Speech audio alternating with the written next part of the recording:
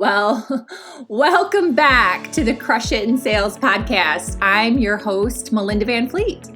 It's been a minute. Yep, it's been a minute. And I have learned so much in my journey that I thought I would hop on and not only change the name of this podcast back to Crush It in Sales, but also share with you the journey. I always share the journey authentically so you can hopefully find something relatable that can help you as well. And again, this has been an interesting journey. So if you've been following me, you know that my husband Ryan and I moved to the Florida Keys in 2009 after we both lost our jobs at the same time. And I had been a buyer in corporate America for very large organizations for 16 years, Target, Saks Fifth Avenue in New York City, Victoria's Secret stores in Columbus, Shop NBC up in Minneapolis where Target is, and had a really amazing career. But when I was a buyer, I realized I wanted to be in sales because I work harder and smarter, I'm going to say both, than a lot of people. And my sales numbers were always amazing. So I was like, gosh, I want to be paid per performance. I like money. I want to be paid per performance. And I wanted to get into sales. And I started to realize that a lot of the vendors that I worked with as a buyer, I was like, I can do better than this. Like, seriously. So I started to just kind of do the math on the whole situation. And I was like, I want to get into sales. So as we were manifesting moving to the Florida Keys or somewhere where it never ever snowed, I was also wanting to get into sales. I had this deep desire to be a sales rep. So what ended up happening was when we got laid off, Ryan had found a quote unquote job. I'm going to use that word loosely because it really wasn't a job at all, on the Craigslist for me to be a sales rep for a Hong Kong-based manufacturer. There was no salary involved, no salary, and no account list, nothing. So this man, who I wrote about in both books, just for little nuggets of different stories, because working with him was such an interesting experience, good and bad. And I was really excited though. I was excited. I was like, oh my gosh, I can do this. I'm a super hard worker, which I've come to realize is my design as a human design pure generator. And I was like, I can do this. I can roll up my sleeves. I can build an account list. I know lots of people in retail because I've had all these amazing experiences, and I'm going to do this. I'm going to do this. And he was looking to, create a sales team in the United States. So myself and this other girl, Dawn, and she didn't last very long. She only lasted a couple months. She lived in California. So he split the country in half. So I had half of the United States and then she had the other half. And again, she ended up quitting. So I ended up having the full United States. And I did this for 2 years. It was painful. It was extremely painful to work with factories overseas in China with nothing to go on. He was the middle person trying to communicate with the factories because he'd be overseas in China and Vietnam. And then I was in the United States, busting my butt to get business. I went to trade shows. I snuck into trade shows everywhere. I called every retailer I could possibly call. I bought lists. I did it all, unfreaking believable, cold calling. And I made a little bit of money. Obviously, I also had some friends help me out. My friend Kristen, who worked for Dillon's at the time, she gave me some business, God bless her, and some other people. And I saw some momentum building, and I knew that building a business from scratch took time. But what ended up happening was I had a couple things happen out of my control with factories and deals falling through, and I just couldn't do it anymore. I couldn't work without some type of account base and paycheck anymore. We were just dying on the vine. And so I ended up getting into being a sales rep in Florida. Well, it originally started the whole Southeast. Florida first, then the whole Southeast, and then back just to Florida. Is really how it worked. And built my business from there. And I loved it. I thrived. I was like, okay, now I found a formula. I've figured it out. I can still use my cold calling skills. I can still use all the skills that I built working for a Hong Kong-based manufacturer, and then obviously from a buyer and noticing how vendors operated and that I could do a better job. I was like, okay, I can do this. And I did. And I built a multi-million-dollar sales business basically out of my car, with even like companies taking a portion of my commission. I still did really, really well, and I loved it and I thrived on it. But I knew in 2017, when one of the large rep groups I worked for or worked with, I don't really, like if you're an independent sales rep, you don't really work for them, you're just kind of working with them. So I like to reframe that actually. And they cut half my territory. And so in 2017, I started to do the math and be like, you know what? I always said that someday when we get our shit together, we'd help others, which is the introduction of my Good Karma Success Coach podcast, if you've ever heard that. It's true. I would say that to Ryan all the time when we first got laid off and we were going through so many struggles for the first couple of years. I was like, someday when we get our shit together, we will help others. And I was like, in 2017, when that vice president cut my territory in half, I wrote on a note, what is next? And I dated it 3/17/17.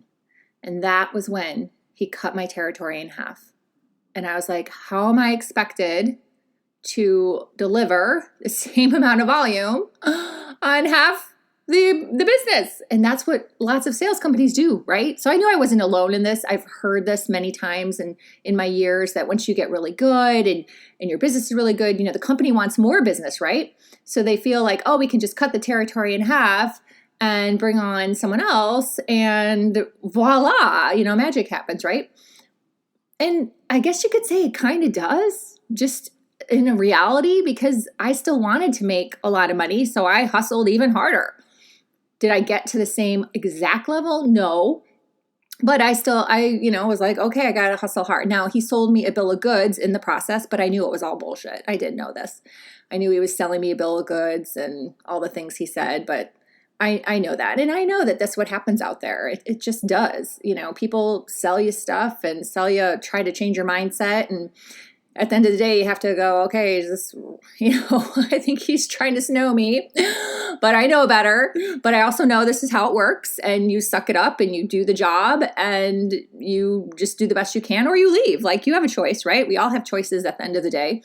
And it was my choice to stay for a few more years and continue to work, because I did make a good salary, a good amount of money and commissions, and start to build my coaching business. And that's what I did.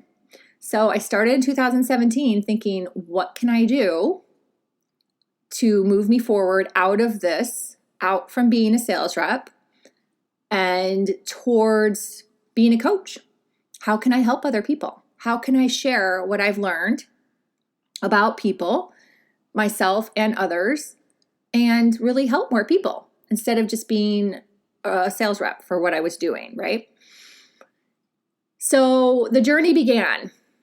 Now, what ended up happening was I started my coaching and speaking and writing business as a side hustle, right? As I just said, I started it as a side hustle because I wasn't going to quit my sales positions yet, whether it was that company I'm speaking about or all the other companies I represented, because there were a lot. And I started that journey as a side hustle. So what ends up happening when you start something as a side hustle, for a lot of people, there's a reason why Tony Robbins says burn the boats, is you get the energies confused. So in 1 second, I'm being a sales rep, right? I'm making appointments, I'm visiting clients, I'm, working with them remotely, emails, phone calls, follow-ups, all the things you have to do, right?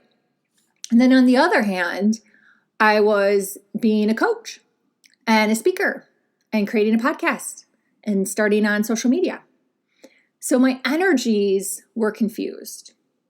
And I lived in this constant fear of getting fired, which I ended up manifesting, to be really honest.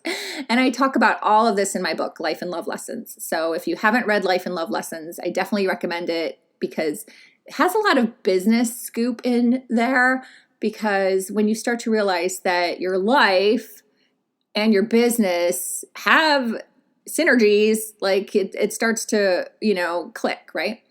So I lived in this fear. I lived in this fear of hiding on social media.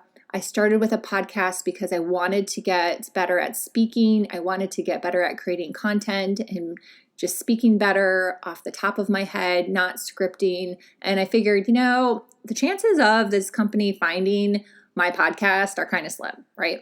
So I stayed off of Facebook. I didn't even have my Facebook profile public until this February 2021. I really kind of stayed off of LinkedIn. I would block people.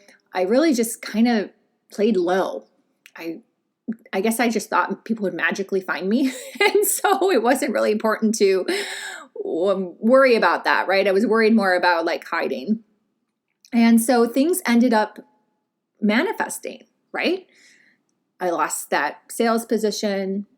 Other sales positions I ended up leaving for various reasons. This didn't make sense anymore. This company was trying to make me sign this contract that was completely like, what? Like just these things just kind of happened and evolved. Like nothing negative. That's just how it works, right? Things just kind of start happening and evolving, and you just have to like let go. You have to let go and trust, which is not easy. And just trust that this is all going to work out. And when I finally cut all the energetic cords on my sales business and said to Ryan, I've just got to be done. I've got to be full focused on coaching, writing, and speaking. My poor husband, his head, I think spun off his body. But I was like, we've got to trust. We have to trust that this will work out. And I have to cut the energy, because on one second, I'm saying that I'm a sales rep. And on the other second, I'm saying I'm a coach. And the universe is confused. And so he trusted, he put his faith in me, and he trusted. So with that being said, all along, my husband has said that I should be coaching on sales because I have the experience. I have walked the walk in person, online, driving around in my car, any which way you slice it, right? Phone calls, emails, I've done it. Several times. I even built a jig business with my husband, but I did all the work. He was just doing the Instagram and then using the jigs to fish and take pictures. But I did all the work on building that business, which is a whole other story that he reminded me of. He's like, yeah, and don't forget, you built Jimmy Jigs. You're the one that did all that. And I'm like, oh, yeah, you're right. So there's a lot there. And my husband was, again, always saying, you need to coach on sales. Like, what are you doing? You need to coach on sales. But for me, I was so wrapped up in the energy of the confusion of the fact that I was saying that I was a sales rep and I was trying to move away from it, right? So I cut all that energy. And in January, I had this idea to change the podcast name to Confident Conversations, which I love as a podcast name. I think that's great. But I guess I kind of felt like a little lost, that it wasn't really a vehicle. And if you know me and you follow me, I don't really do interviews that often on my podcast. And there's a lot of reasons behind that, which I have podcasted about before. You could dig through and you'll find that podcast. And I could probably even add to that since then. But I just really don't do interviews on the podcast unless I have a relationship and there's an equal energetic exchange, and I really feel like it's going to benefit my audience. It's kind of the top side nugget there. So the fact of conversations was like, And then I was listening to something and it made me realize that that podcast didn't really have a driver behind it then, right? It was fine and the numbers were decent, but it just didn't really have a driver. So I came up with the idea to creating confident content, because I love creating content. And I have come to embrace the fact that I'm an Energizer bunny and it's my human design. I'm a generator. I'm a pure generator. So it fuels me to be creating. It fuels me to be busy. Does that mean that is you? Probably not. It may not be. You may not want to post every day. You may not want a podcast, let alone have 2 podcasts. You may not want to write. everyone is different. Everyone is different. And so many coaches and people are trying to put people in box. Like, you don't need to post every day. Well, you don't need to, but if you want to, then that's fine. Like, think about the energy around that, right? So I was like, I love creating content. It comes really easily for me now that I've figured it out. I'm great at repurposing. It doesn't take me much time. And like, I love to share that. So that came out as a vehicle for me to share for others. However, when I started to look at sales, creating content is just a pillar. And who made me really realize this is a coach named Amanda. And I'm going to be probably speaking more about her as time goes on, but I am giving credit to her because I had a call with her, which is a whole other story. And right away, she says to me, "Why aren't you coaching on sales?" And she goes, "And I pulled up your website, and immediately I thought to myself, this woman is a sales coach." And I started to laugh. And I was like, oh my gosh, that is what my husband has been talking about forever. And when I share this with him, he's probably going to like roll his eyes back into his head so far I might not be able to find them. And sure enough, that is what happened. So we had a little chat about sales, and we had a chat again about the content. She's like, it's a pillar. And then I started to realize, like, yeah, confidence is a pillar, right? Peak performance is a pillar, right?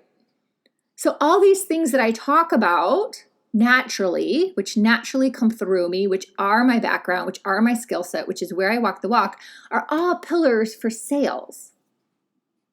And I love that.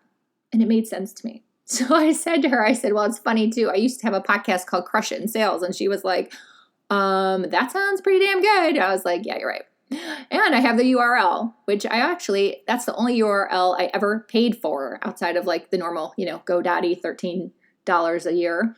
Like, I actually paid several $100s, I think like $800 for Crush It in Sales URL. So that's why we're back. That's why we're full circle.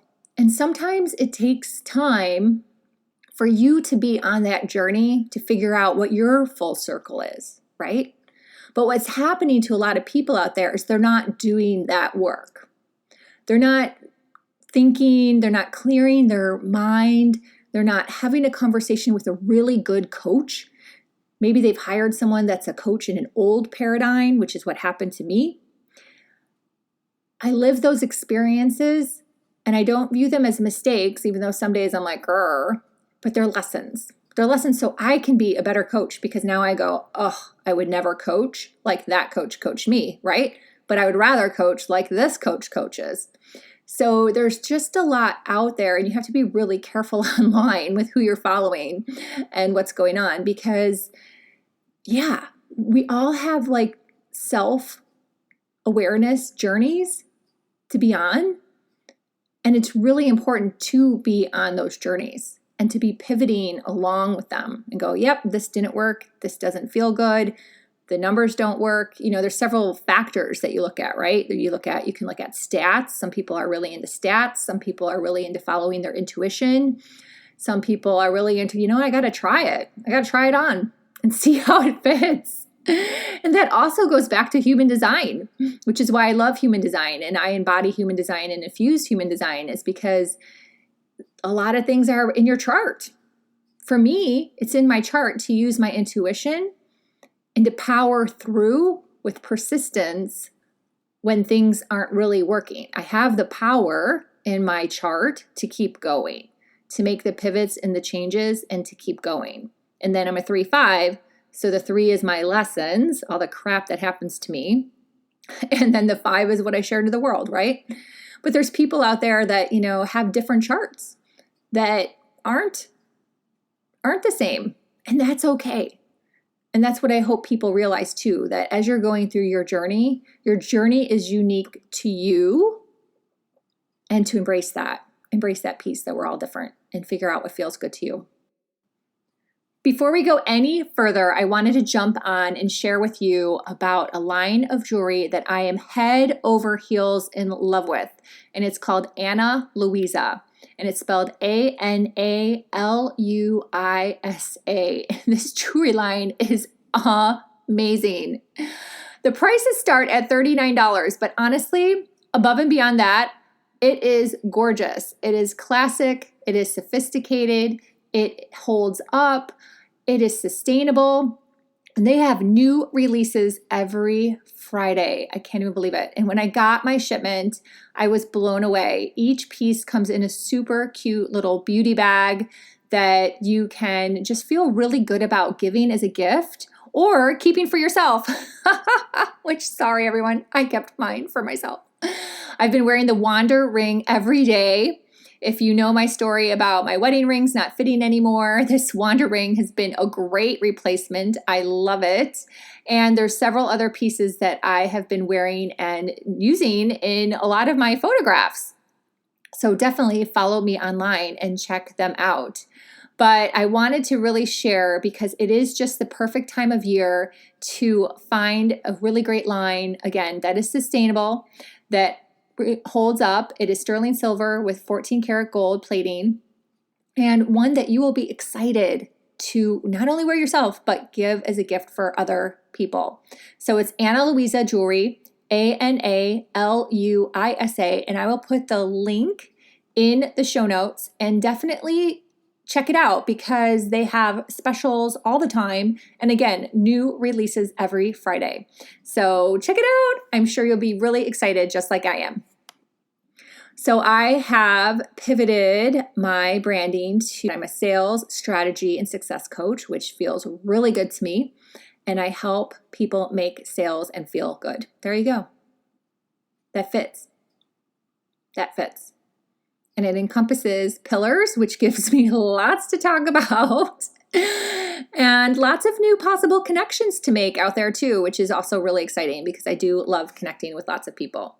So I hope, I would love to hear from you. I would love to hear what you think about that, especially if you are someone that has been listening for a long time. Heck, I started this podcast in October of 2019. And then again, I changed it to Confident Conversations in January of 2021. So I kept the name for a long time. I kept going. And then I did those shifts. And I do believe that it was the right thing to do because it just helped me shift out of that energy. And now it's like, okay, I'm good. I'm in a good place. And I'm ready to like really, really crush it, especially with 2022 coming up. Which leads me to a big announcement that I'm super excited about. I'm starting a 6-week group coaching program that is going to kick off on Tuesday, November 30th. And I'm kicking it off at the end of this year so people can be ready for 2022. So I will be posting more about it. So keep abreast of this on Facebook, Instagram, and LinkedIn. Or you can email me for the details. But I am just over the moon excited. I'm just, it's going to be awesome. It's going to be awesome. I have so much to share. And let's do this. Let's make 2022 the best ever. Let's do it. I know you can do it. So until next time, thank you for listening. Follow me on Facebook, LinkedIn, or Instagram, which is Melinda_Van Fleet. And I hope you crush it in sales. Thanks.